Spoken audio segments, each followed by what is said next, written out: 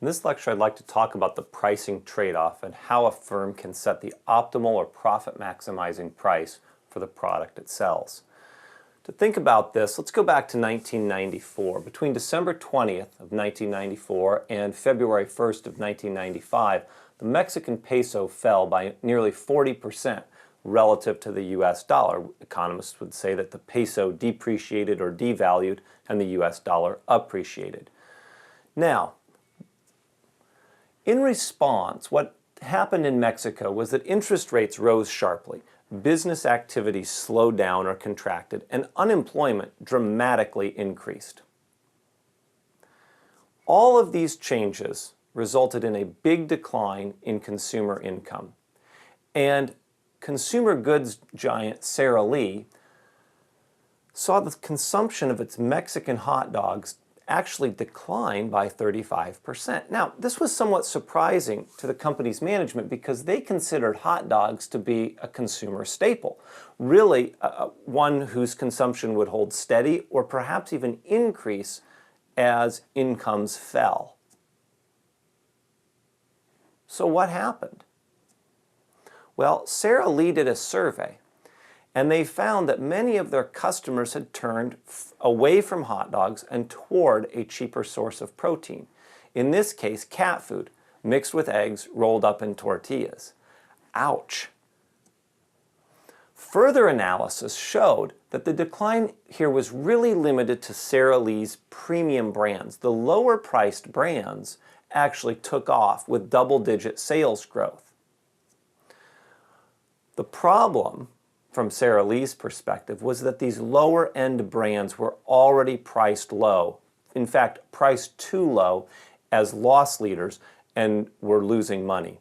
So Sara Lee in this case, or in this context of the Mexican recession, would have actually benefited quite dramatically from a better understanding of consumer demand for its products and how to set prices, which is the topic of this lecture. Some of the main points. First of all, pricing is an extent decision. If a firm wants to or chooses to reduce price, this makes sense if the marginal revenue exceeds the marginal cost.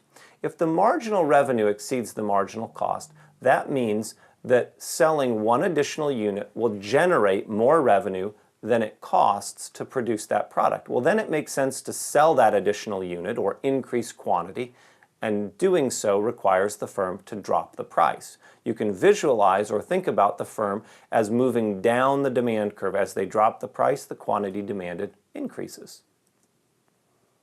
On the other hand, if marginal revenue is less than marginal cost, that means selling one additional unit actually brings in less revenue than it costs to produce that unit.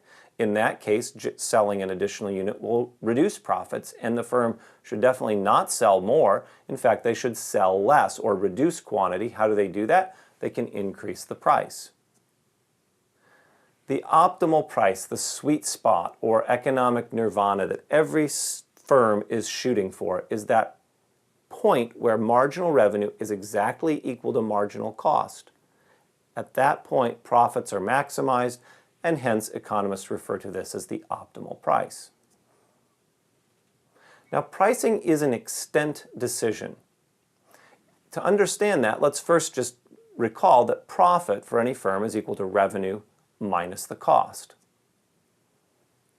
Demand curves essentially turn pricing decisions into quantity decisions.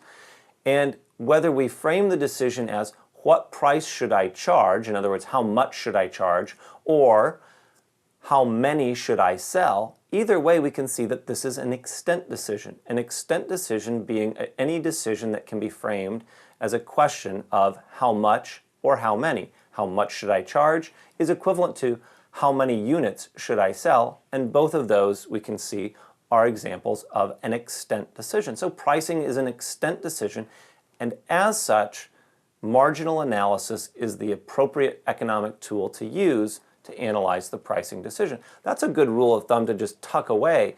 Anytime you can frame a pricing decision or analysis problem as an extent decision, anytime it makes sense to ask the question as how much or how many, that's an indicator that marginal analysis is the appropriate economic tool to use.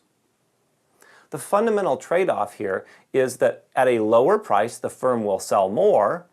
At a higher price, the firm, of course, will sell less. Now, as they lower the price, they'll sell more, but they'll earn less on each unit. The flip side of that is higher prices result in fewer sales, but earn more using each or on each unit sold. So how does the firm balance these, or balance this tension, or find that tipping point or that optimum? This is where marginal analysis comes in. The trade-off is fundamentally the result of a downward sloping demand curve. Marginal analysis finds the profit increasing solution to this pricing problem. Now, marginal analysis, bear in mind, will tell us something about which direction the firm should be going. If marginal revenue is greater than marginal cost, we said that the firm should sell more and do that by lowering price. Marginal analysis alone will not tell us to what price point the price should be reduced. It's really pointing us in the right direction. We should reduce price and increase sales, reevaluating each step of the way, and we continue doing that as long as marginal revenue is greater than marginal cost. Conversely, if marginal revenue is less than marginal cost, the firm knows that it's selling too much. It should sell less or fewer units and raise its price. But again, marginal analysis just points it in one direction or the other, does not in and of itself tell the firm or identify that end point at which marginal revenue and marginal cost will be equal. The firm simply gets there by baby steps in one direction or the other. All right, let's define marginal revenue formally. Marginal revenue is the change in total revenue from selling one extra unit of a good or service. If marginal revenue is greater than zero or is positive, this tells us that total revenue will increase if we sell one more unit. Now, that may be a nice thing to know, but that does not necessarily mean we should sell that unit. We should only sell one more unit, not if marginal revenue is positive, but if marginal revenue is greater than the marginal cost. It could be that selling one more unit brings in a little more revenue, but if it costs us more to produce that one more unit than we actually get from the sale, it's not worth doing. If marginal revenue, however, is greater than marginal cost, the total profit will increase if we sell one more unit. So, profits are maximized when marginal revenue is equal to marginal cost.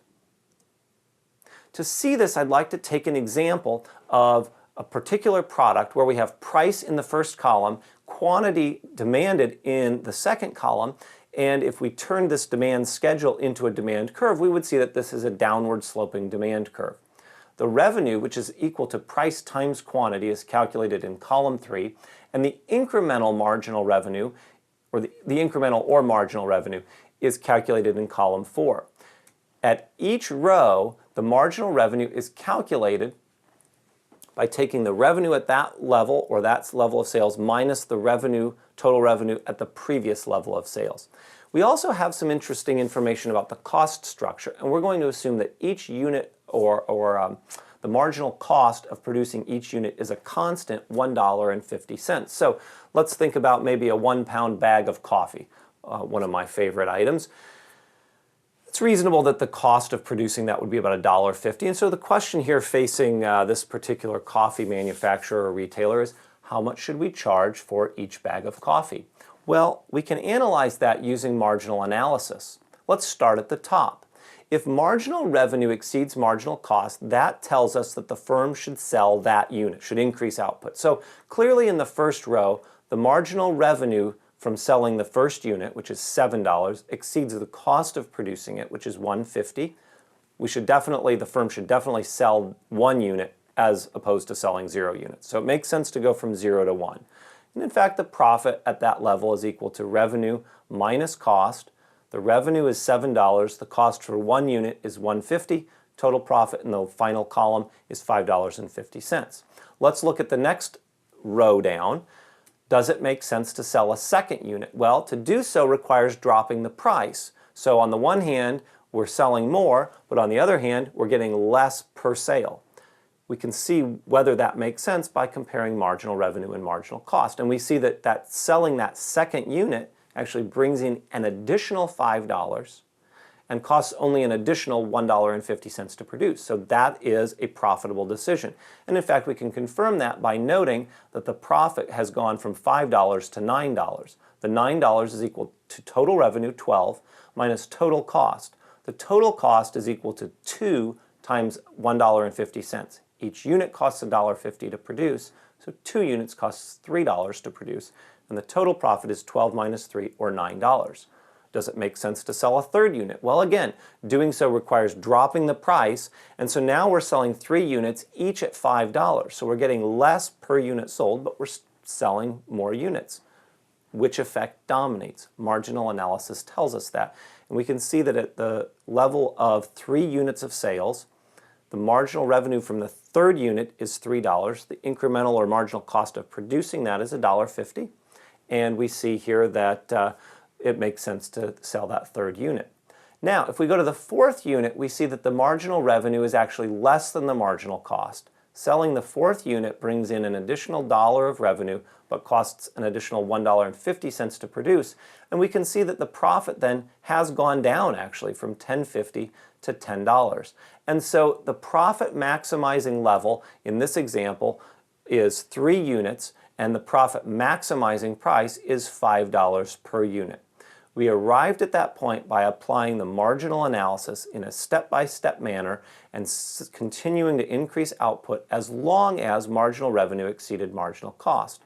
Once we got down to row 4 and saw that marginal revenue was less than marginal cost, we knew that we'd gone too far, and that allowed us to identify the profit maximizing price of $5. Thanks for listening.